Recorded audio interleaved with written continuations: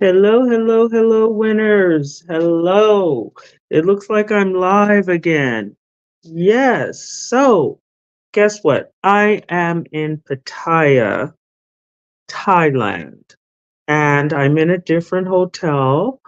I like this hotel. It's a lot older. And you know what? I probably should have turned around the other way because it has such lovely wood well, tomorrow. Let's do that tomorrow, okay? I'm not going to try because see, I have to make my own tripod. I have to find stuff around the room and stack it up and get it to where. So if I start messing around, um, things just might not turn out very well.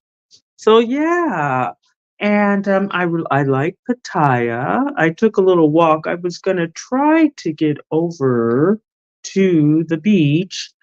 But um, first, someone told me I could walk there, and then the other people at 7-Eleven, 19 and 18. I'm counting in Thailand is called counting 7-Elevens.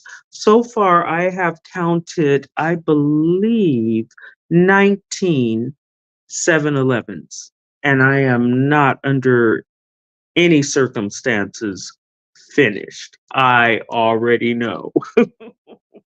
They are everywhere. And so, anyway, let me talk a little bit about what we're going to discuss. And one thing, I always like to talk about the, uh, the thought of the day. And so today I was some of the powerhouse women in attraction marketing.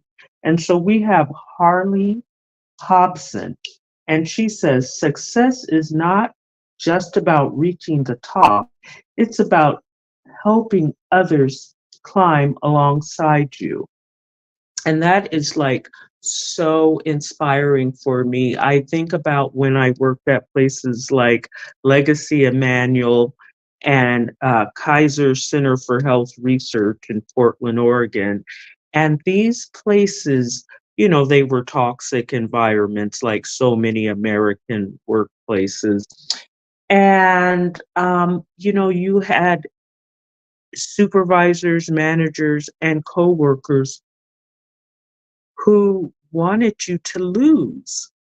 They wanted you to lose. And what's so strange about that is that these supervisors don't understand that their staff is only as good as their leader. So you want winners. You should want winners. At least that makes sense to me. I mean, maybe I'm not the authority, but it just seems a it seems logical. And so that's basically that. And I think about how, I was watching a guy today on Facebook shorts or reels, and he said he almost quit his job as a nurse because he said that when he got to work, someone coded. And so he had to run and get the nurses, doctors, pharmacists, social workers, everybody into the patient's room. And then they had to transfer them and do like all the CPR and everything and get them to another department, well, to the ICU and get them stabilized. And finally, after all that ordeal, this male nurse, he says that his supervisor comes and says, "We need to talk." And he has to go into the office, and he says, "You were reported."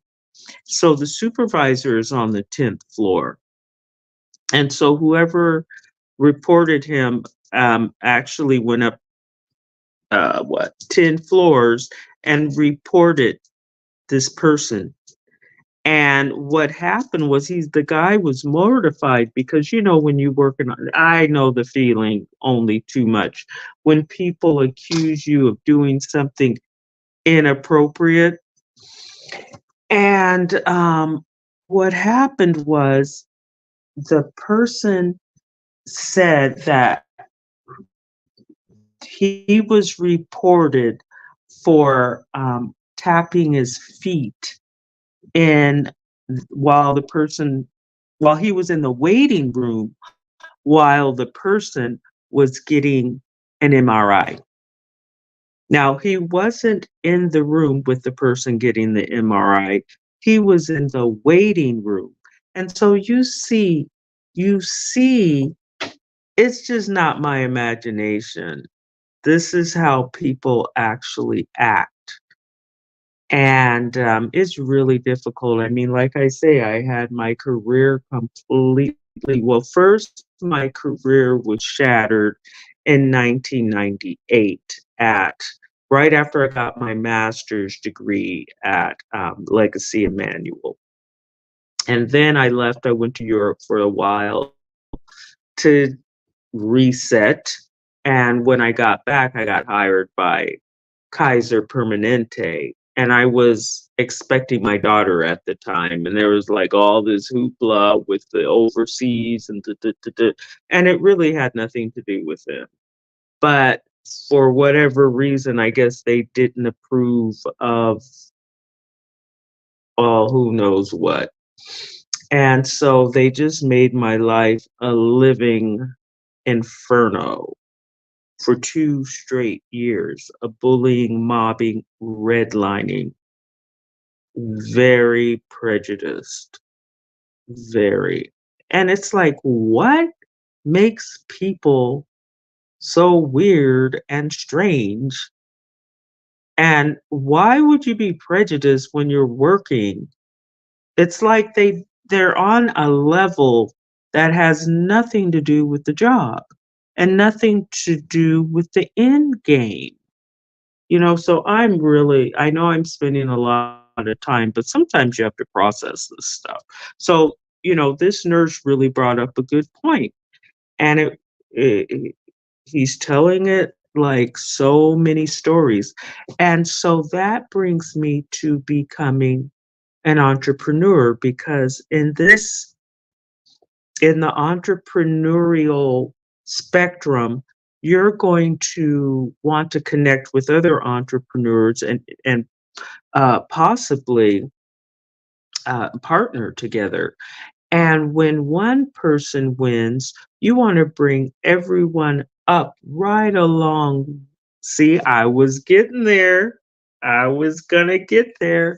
You want to bring someone up right along with you, and you want all of your peers and associates to be as successful as you are, because then you're an exceptional group of people. And I don't understand why in the working world supervisors don't want to have great teams. So basically that's where I was getting with that. So yeah, well, here in Thailand, I'm continuing to work. I got a new uh, ad up on Indeed. I'm going to work on some other. I'm looking for some alternatives to Craigslist, some paid alternatives to Craigslist, classified, I guess you'd call them, classified, and looking for people who are familiar with network marketing and attraction marketing and the leaders in that particular industry, like Fraser Brooks, Tony Robbins, he's in that. We have Tim Hormozy. Um, we have Grant Cardone. Um, yeah. And there's other people, Laura Robbins. There's, Yeah, I've gotta get more, there is what is his name? I wanted to call him Mark, but his name, I believe is it see, now I've just gotta go back, and, when I'm not trying to give excuses, and there goes the not word, excuses, I am trying to avoid. I am avoiding giving excuses, but in a different setting, such as Thailand, sometimes you do lose a bit of your footing, but it's something to be aware of and to work on. All right, everybody. Yeah, so I didn't check in. Oh gosh, I had such an ordeal yesterday. So wasn't able to check in. I'll get into that more. And I think I'll probably have an ordeal getting back. Oh gosh, I've got to be able to get back and not miss the train. How am I going to do this? Not the train, but the bus to get back to Bangkok and then from Bangkok to get to Hanoi. I might need to schedule to stay a night in a hotel because if I miss the connection, everything just kind of is going to have a domino effect. And getting here was a complete ordeal. So I can already imagine if I miss the plane. Oh, yeah, yeah, yeah, yeah. Not another time. That happened on the way here, but it was Delta's issue, not mine. Okay, well, thank you so much. You guys are winners. We're all winners. We have ups and downs, but we take the downs and use them to make us stronger people. That's all. That's all that can be done. So nice seeing you. Look for my other videos around Thailand, and then look for me also in Hanoi. Yes. All right. Well, we will check back in tomorrow. Thanks a lot. See you soon. Ciao.